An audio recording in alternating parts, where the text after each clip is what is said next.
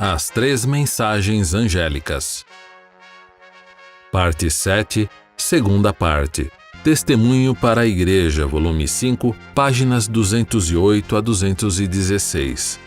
Jesus está prestes a deixar o propiciatório do santuário celestial a fim de usar vestes de vingança e derramar sua ira em juízo sobre aqueles que não corresponderam à luz que Deus lhes deu.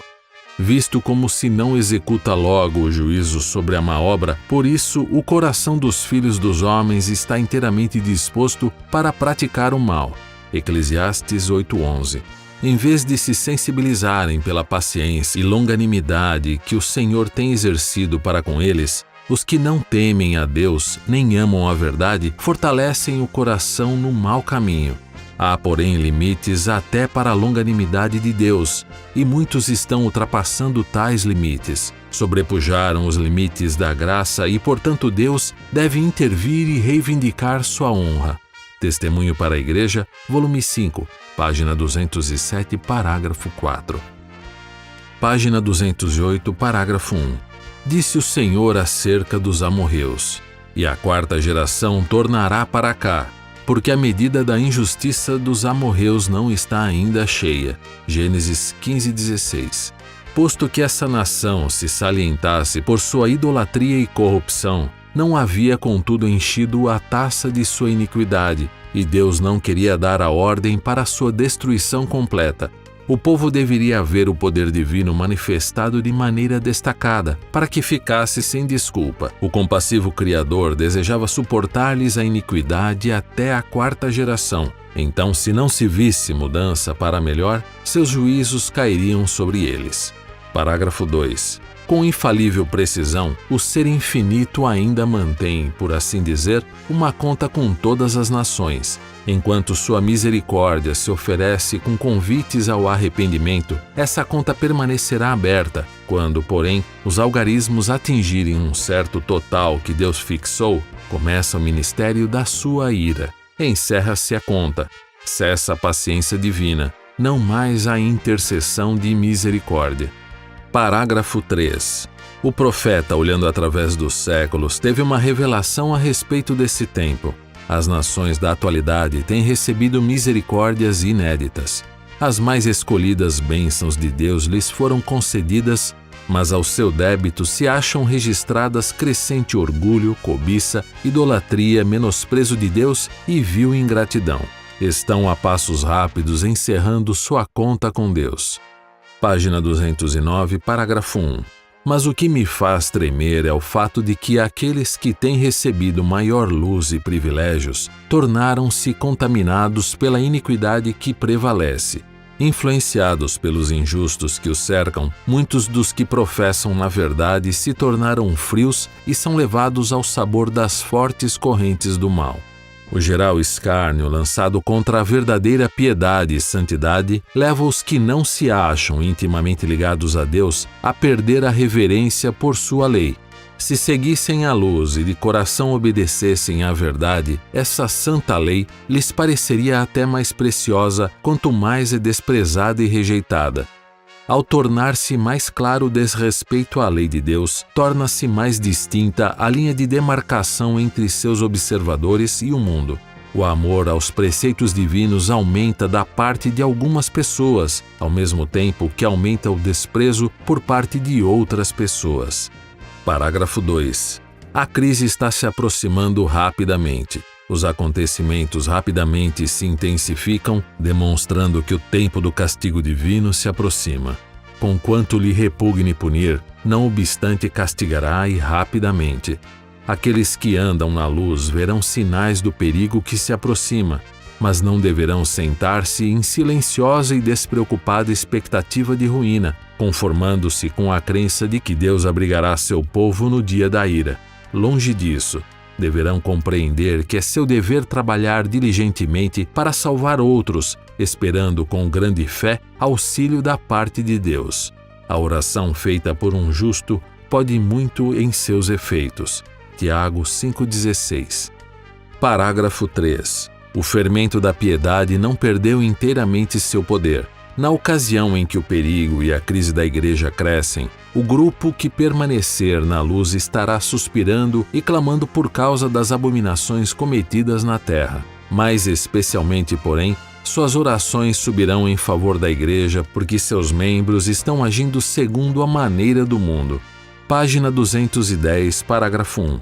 As fervorosas orações desses poucos fiéis não serão em vão.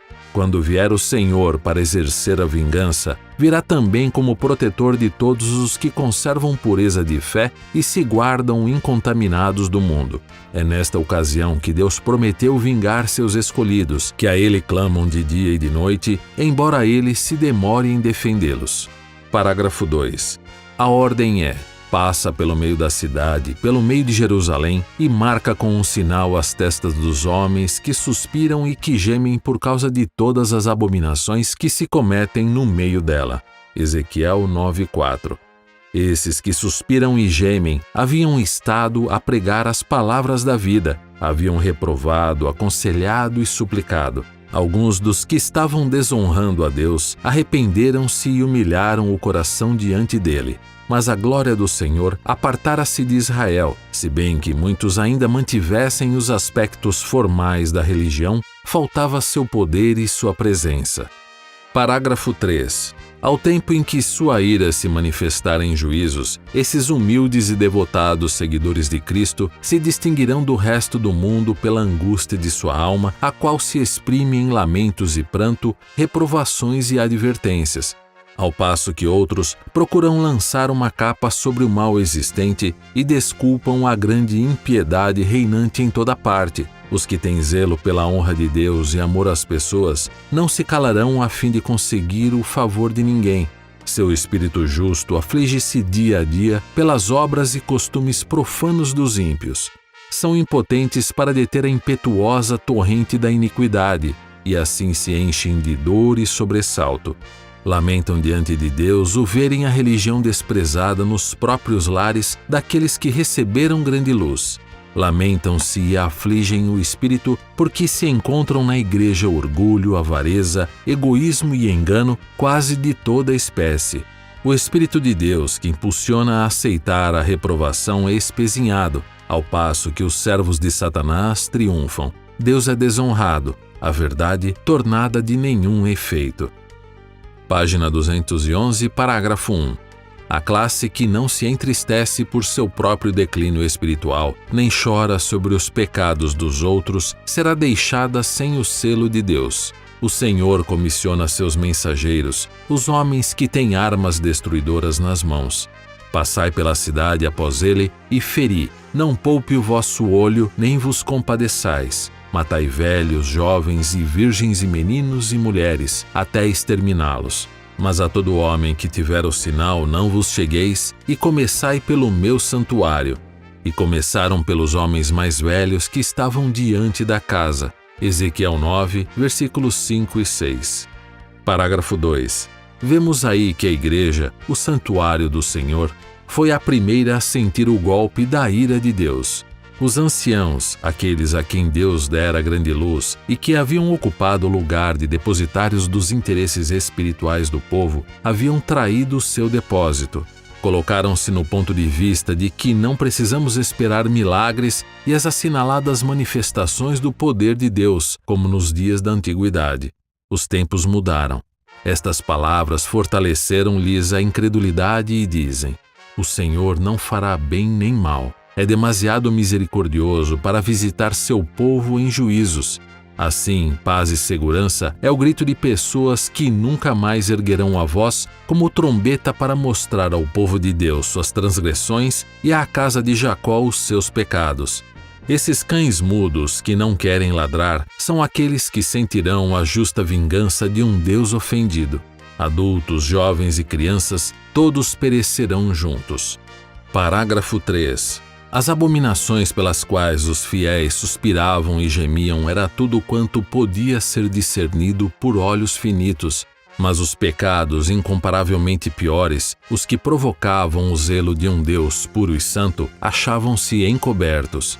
O grande esquadrinhador dos corações sabe de todo o pecado cometido secretamente pelos obreiros da iniquidade. Essas pessoas chegam a sentir-se seguras em seus enganos e, por causa da longanimidade divina, dizem que o Senhor não vê e depois procedem como se ele houvesse abandonado a terra. Ele, porém, irá expor a hipocrisia e revelar perante outros os pecados que ocultavam com tanto cuidado. Página 212, parágrafo 1. Nenhuma superioridade de classe, dignidade ou sabedoria humana, nenhuma posição no serviço sagrado guardará os homens de sacrificar o princípio quando abandonados a seu próprio enganoso coração. Aqueles que têm sido considerados como dignos e justos demonstram-se cabeças de facção na apostasia e exemplos de indiferença e no abuso das misericórdias de Deus. Ele não tolerará por mais tempo seu ímpio procedimento e, em sua ira, os tratará sem misericórdia. Parágrafo 2. É com relutância que o Senhor retira sua presença daqueles que foram abençoados com grande luz e experimentaram o poder da palavra em ministrar aos outros. Foram antes servos fiéis, favorecidos com sua presença e guia, mas dele se apartaram e induziram outros ao erro, e caíram, portanto, no desagrado divino. Parágrafo 3. O dia da vingança de Deus está precisamente diante de nós. O selo de Deus será colocado somente na testa daqueles que suspiram e clamam por causa das abominações cometidas na terra. Aqueles que se ligam ao mundo por laços de simpatia estão comendo e bebendo com os ébrios e certamente serão destruídos com os que praticam a iniquidade. Os olhos do Senhor estão sobre os justos e os seus ouvidos atentos às suas orações, mas o rosto do Senhor é contra os que fazem males. 1 São Pedro, capítulo 3, versículo 12. Parágrafo 4. Nossa maneira de proceder determinará se receberemos o selo do Deus vivo ou seremos abatidos pelas armas destruidoras. Já algumas gotas da ira de Deus caíram sobre a terra, quando, porém, as 7 últimas pragas forem derramadas sem mistura no cálice de sua indignação. Então para sempre será demasiado tarde para o arrependimento e procura de um abrigo. Nenhum sangue expiatório lavará então as manchas do pecado. Parágrafo 5. E naquele tempo se levantará Miguel, o grande príncipe, que se levanta pelos filhos de teu povo, e haverá um tempo de angústia, qual nunca houve, desde que houve nação até aquele tempo. Mas naquele tempo livrar-se-á o teu povo, todo aquele que se achar escrito no livro. Daniel 12:1. Quando vier este tempo de angústia, todo o caso estará decidido, não mais haverá graça nem misericórdia para o impenitente. O selo do Deus vivo estará sobre o seu povo. Esses poucos remanescentes, incapazes de se defenderem no conflito mortal com os poderes da terra, arregimentados pelas forças do dragão, fazem de Deus a sua defesa. Pela mais elevada autoridade terrestre foi feito o decreto para que, sob pena de perseguição e morte, adorem a besta e recebam seu sinal. Queira Deus auxiliar seu povo agora, pois sem sua assistência, que poderão eles fazer naquele tempo em tão terrível conflito?